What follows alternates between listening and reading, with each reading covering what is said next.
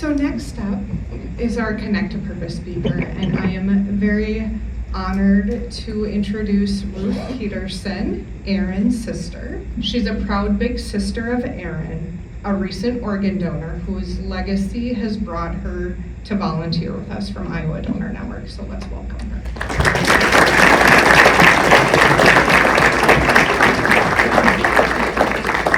June 14th, 2024 began in the most beautiful way. I woke early before sunrise while our family was at the cabin in the Blue Ridge Mountains. My dog, Howard, was by my side. I set out for our favorite trail, hoping to reach the depth of the woods before the sun crested the horizon. I wanted to witness the world as it slowly woke, to see the first sparkle of light through the trees, to hear the rustle of deer moving through the brush and the quiet, tentative chirps of the waking birds. There's a kind of peace that only exists in those moments, when the world is still and the day holds nothing but promise. We finished our 3-mile hike surrounded by beauty, dew on the moss, wildflowers clinging to the path, and the distant sound of a river. It felt like a perfect morning. What I didn't know then was that this day would mark the beginning of my deep awareness of opposites. How joy and sorrow, beauty and devastation can collide in the same moment. That same day, just hours later, my world shattered. My younger brother Aaron had been in a horrific motorcycle accident, and I was 13 hours away. But the story of our opposites began long before that. I was a firstborn. Aaron was the baby. We were different in nearly every way, but somehow perfectly balanced. I've always been structured and cautious. Aaron lived life cannonball first, diving headlong into every new adventure. While I prefer folk music and 90s alternative, he was a lead singer to a scream in the microphone, head-banging death metal band. I care how I present myself. He wore stained tank tops and boots with shorts like it was a fashion statement. He didn't care what people thought, and maybe that's what made him so magnetic. I worked to maintain calm. He thrived in chaos. I value quiet.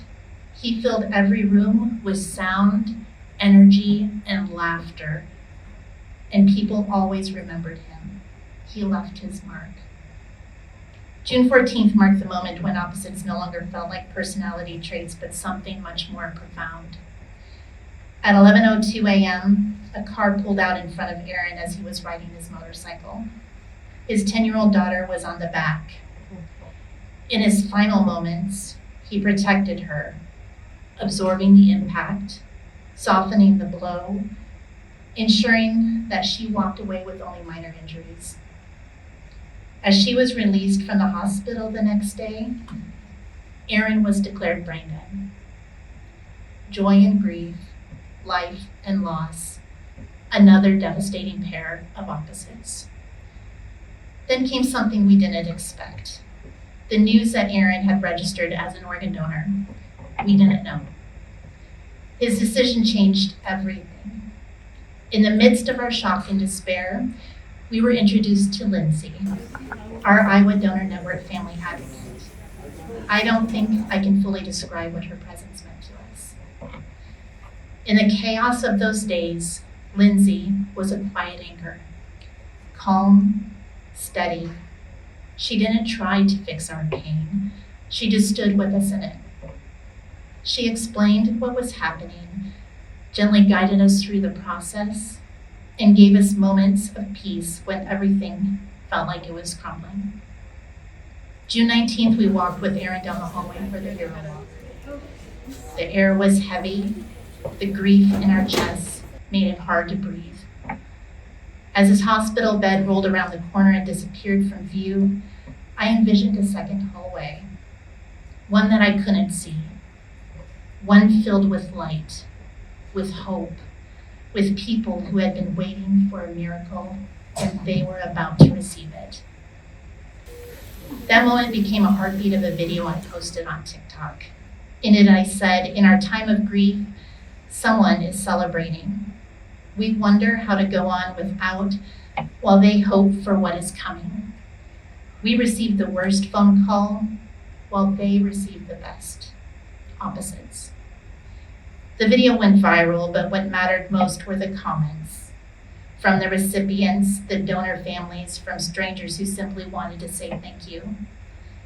They reminded us that Aaron wasn't just gone. He had become part of someone else's story, that even in death, he was still living through others, that we were now part of a larger family, a beautiful, heartbreaking, and healing community. And yet the year continued to share its contrasts. On February 21st, we sat in a courtroom to deliver our victims' impact statements to the man responsible for Aaron's death. It was gut-wrenching. He sat with his back to us, never looked us in the eye, and offered a hollow apology. He didn't reflect the sincerity that Aaron lived with every single day. That day was one of the hardest I've ever experienced. Which brings me to today, my opposite of that day. Today, I'm surrounded by heroes. Every single one of you at the Iowa Donor Network plays a role in saving lives. Some of you may never meet the families or recipients your work impacts. Some may think their job is small, taking out the trash, filing paperwork, washing windows. But let me tell you something. There is no small role in a miracle. Because of your work, my brother didn't just die. He saved people. Because of your care, we didn't walk through those dark days alone. Because of you, we are able to find meaning in something so profoundly unfair. Organ donation is not just a gift for the recipients, it's a gift for grieving families. It gave us a reason to keep going. It gave us a story to hold on to when all others had ended. Thank you from the bottom of my heart for being part of Aaron's legacy. Thank you for giving families like mine something to hope for, some light to find among the dark. Because of you, I've learned that in this life, opposites may exist, but so does a chance to turn heartbreak into hope. Thank you.